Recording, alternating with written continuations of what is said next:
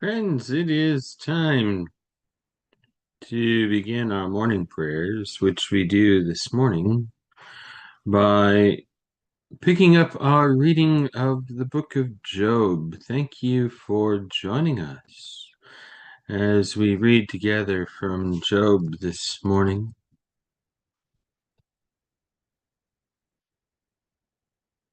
Please do take a moment to post a greeting, share a comment, let us know that you are here with us, and thank you. Good morning, Linda. Let's start as we always do and take a look at the big picture here for the book of Job.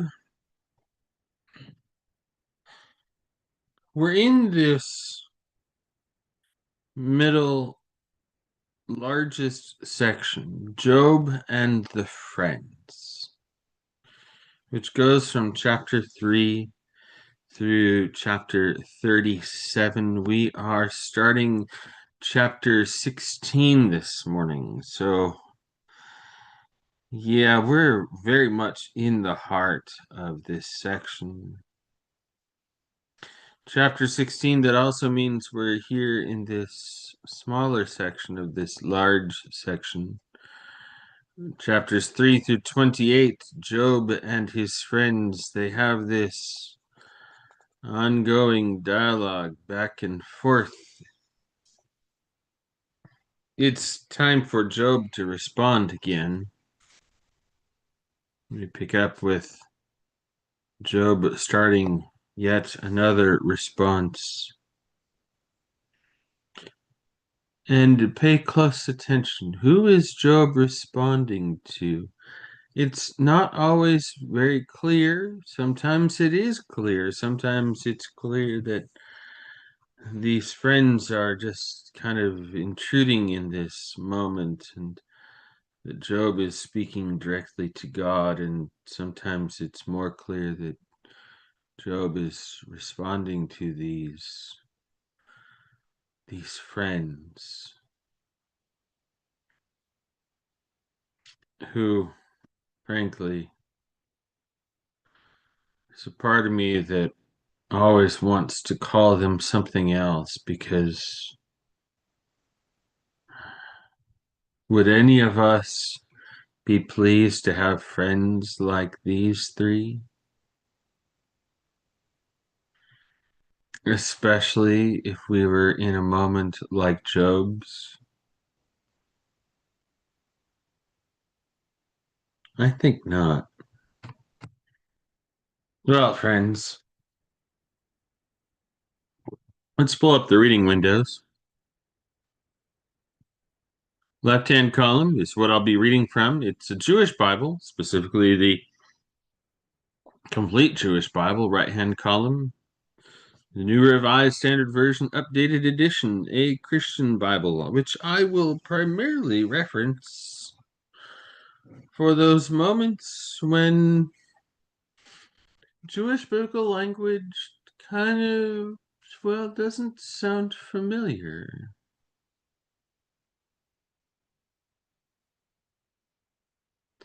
The one that is the most common in this book, but we're 15 chapters into this, so maybe if you've been listening on a regular basis when we've been reading Job, maybe it might not be so shocking.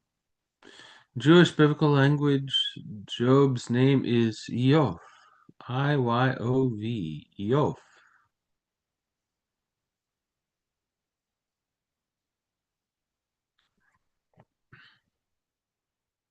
We'll see what other moments we run into like that.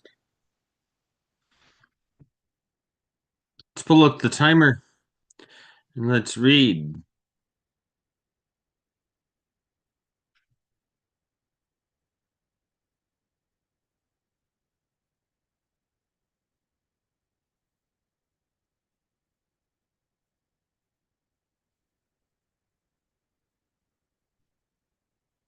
Job, resuming at the opening verse of chapter 16. Good morning, Mom.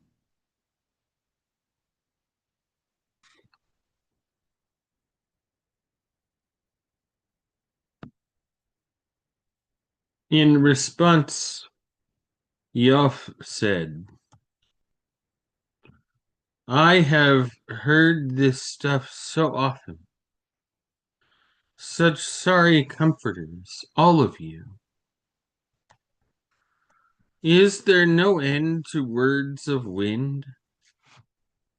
What provokes you to answer this way? Well, it's pretty clear who Job is talking to here.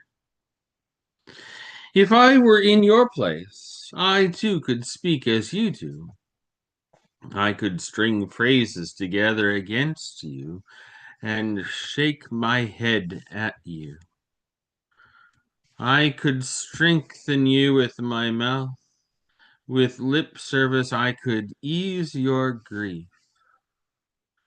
If I speak, my own pain isn't eased. And if I don't speak, it still doesn't leave. But now he has worn me out. You have desolated this whole community of mine. Besides, you have shriveled me up, and this serves to witness against me. My being so thin rises up against me and testifies to my face. He tears me apart in his anger. He holds a grudge against me. He gnashes on me with his teeth. My enemies look daggers at me. Wide mouth they gape at me. They gape at me. With scorn they slap my cheeks. They gather themselves together against me. God delivers me to the perverse, throws me into the hands of the wicked. I was at peace and he shook me apart. Yes, he grabbed me by the neck and dashed me to pieces. He set me up as his target. His archers surrounded me. He slashes my innards and shows no mercy. He pours my gall on the ground. He breaks in on me again and again, attacking me like a warrior. I sewed sackcloth together to cover my skin and laid my pride in the dust. My face is red from crying, and on my eyelids is a death dark shadow. Yet my hands are free from violence, and my prayer is pure. Earth, don't cover my blood. Don't let my cry rest without being answered. Even now, my witness is in heaven. My advocate is there on high. With friends like these as intercessors, my eyes pour out tears to God that he would arbitrate a man between a man and God, just as one does for his fellow human being. For I have but a few years left before I leave on the road of no return. My story is broken. My days are quenched. I am marked for the grave. Mockers all around me. My eye meets only their hostility. Be my guarantor yourself. Who else will put up a pledge for me? For you have shut their minds to common sense. Therefore you will not let them triumph. Should people share with their friends when their own children's eyes are so sad? He has made me a byword among the peoples, a creature in whose face they spit.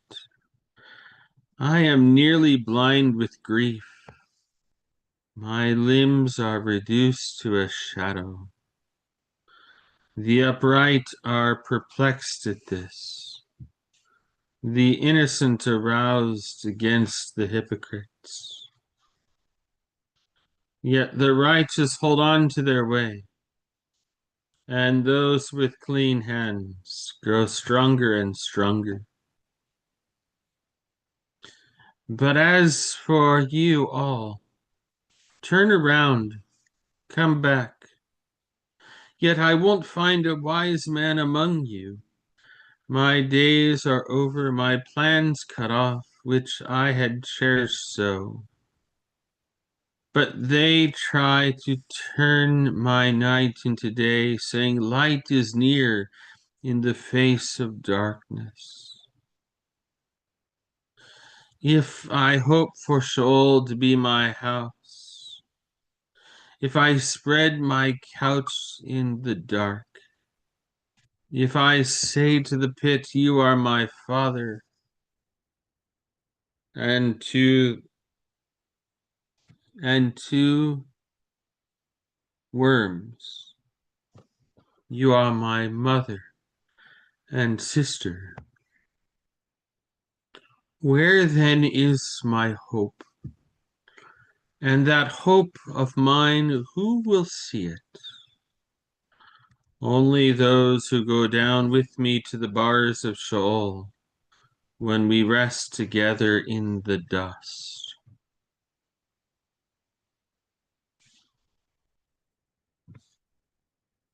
Bildad, the Suchi, the Shuhite, said, when will you put an end to words? Think about it. Then we'll talk. Why are we thought of as cattle? Stupid in your view.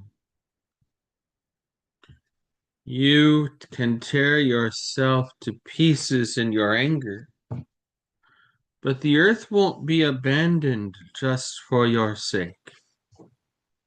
Not even a rock will be moved from its place.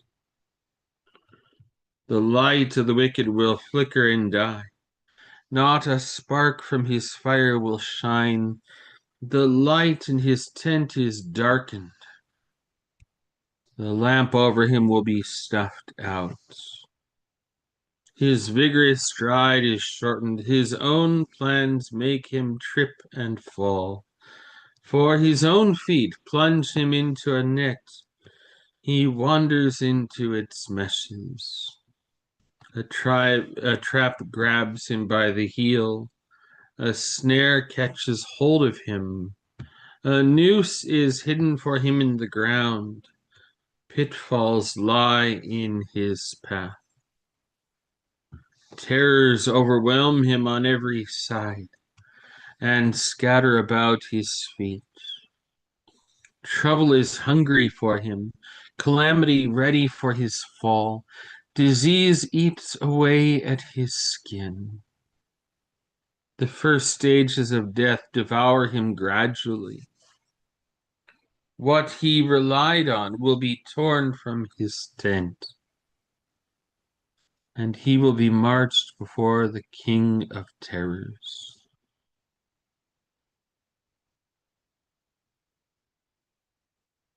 That, friends, is where we're going to pause. And next time we pick up Job, we will resume right there at verse 15 of chapter 18.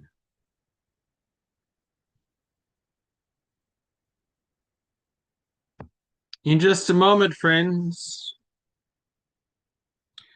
we'll pray morning prayers on a separate live. I hope you can join us for that also. Peace be with you.